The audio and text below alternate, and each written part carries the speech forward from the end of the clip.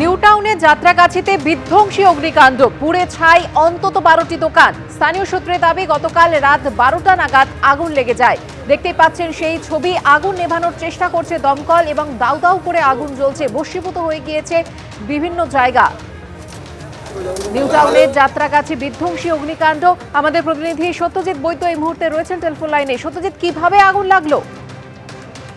তবে সুবর্ণা, এখনো পর্যন্ত দমকলের পক্ষ থেকে স্পষ্ট করে জানানো যাচ্ছে না যে কিভাবে আগুন লেগেছে, যদিও বিষয়টা খতিয়ে দেখা হচ্ছে। এবং তোমাকে যেমনটা বলবো যে গত রাতে, গভীর রাতে স্থানীয় বাসিন্দারা, যাত্রাগাছির স্থানীয় বাসিন্দারা তারা একের পর এক বিস্ফোরণের আওয়াজ পান এবং তারপর তারা বেরিয়ে এসে দেখেন যে খালের একপাশে একের পর এক দোকান, তা সবগুলো আগুনে দাউ দাউ করে আগুন জ্বলছে। এবং স্থানীয় বাসিন্দারা যেমনটা জানাচ্ছেন থেকে তা হলো 12 থেকে 14টা দোকান পুরোপুরি আগুনে ভস্মীভূত হয়ে গিয়েছে।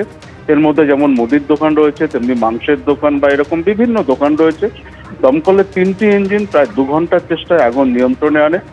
স্থানীয় বাসিন্দারা জানাচ্ছেন যে এই সমস্ত দোকানে যে রান্নার যে গ্যাস, সেই গ্যাসের সিলিন্ডার মজুদ থাকার কারণে দ্রুত আগুন ছড়িয়ে পড়ে। ঠিক সেই কারণেই কিন্তু দমকল কর্মীদের আগুন নিয়ন্ত্রণে আনতে রীতিমতো বেগ পেতে হয়।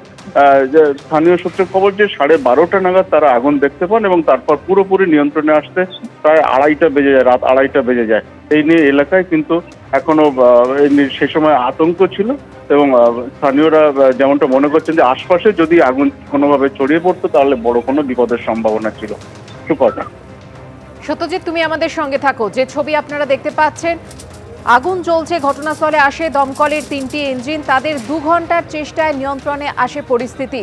আর এই আগুনে পুড়ে ছাই হয়ে গেছে অন্তত 12টি দোকান। স্থানীয়রা যেমনটা দাবি করেছেন, গতকাল রাত 12টা নাগাদ আগুন লাগে আর এরপরে দ্রুত ছড়িয়ে পড়ে আগুন, এলাকায় আতঙ্ক ছড়ায়।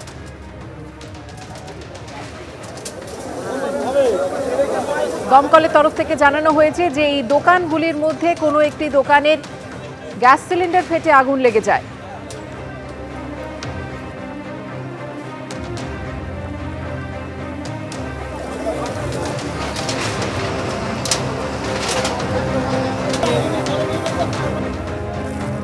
আরেকবার কথা বলে নেব আমাদের প্রতিনিধি সত্যজিৎ বৈদ্যের সঙ্গে। সত্যজিৎ, ক্ষয়ক্ষতির পরিমাণ সম্পর্কে কি জানা যাচ্ছে? দেখো সুপর্ণা, যেমনটা আমরা দেখলাম যে যারা এই সমস্ত দোকানের মালিক, তারা কিন্তু যখন এসেছিলেন তাদের জিনিসপত্র উদ্ধারের জন্য বা দোকানের কি অবস্থা তা দেখার জন্য, খবর পেয়ে যখন এসেছিলেন তখন তারা হাহাকার করছিলেন। কারণ একের পর এক দোকান, পুরো দোকানই ভস্মীভূত হয়ে গিয়েছে, আগুনের গ্রাসে চলে গিয়েছে। এবং স্থানীয় বাসিন্দারা যেমনটা বলছেন যে রাত্রি 12:30টার নাগাদ যখন তারা আগুন দেখতে পান, তখন আর মানে আগুন থেকে বাঁচানোর মতো কোনো অবস্থা ছিল না এই সমস্ত দোকানগুলোতে।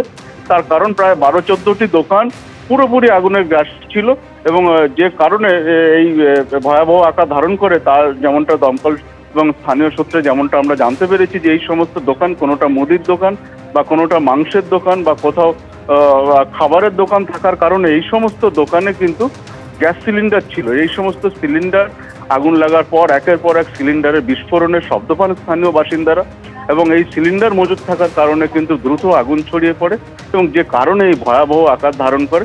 এবং আশপাশে যেহেতু আগুন ছড়ায়নি সেভাবে, আগুন নিয়ন্ত্রণে আনার চেষ্টা করে যখন দমকল, তখন আশপাশ থেকে আগুন যখন অ্যারেস্ট করা সম্ভব হয়, তাতেই কিন্তু অন্তত 12 থেকে 14টি দোকান ক্ষতিগ্রস্ত হয়েছে এবং যে সমস্ত দোকান ক্ষতিগ্রস্ত হয়েছে পুরোপুরি ভস্মীভূত হয়ে গিয়েছে।